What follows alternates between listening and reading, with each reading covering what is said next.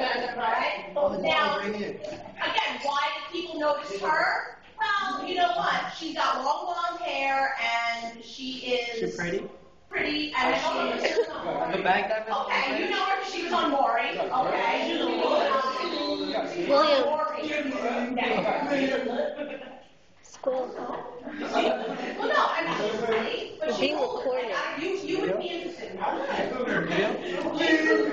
She's so late. But guys, she stood out from the other candidates, because the other candidates were all male, all right? I did. She was the only female. And she threw in a couple of little jokes in her answers. Like, she said something about how the women who were working for her were making more money than people in politics that were doing other things. I mean, she actually had a couple of really funny things to say.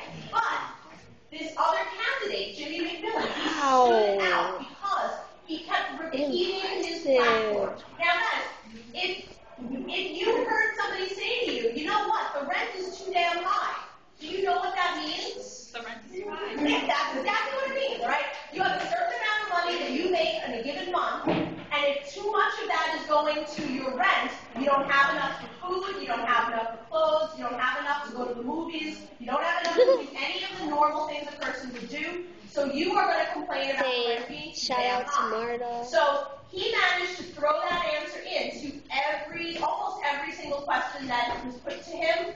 But the other thing was his visual, right?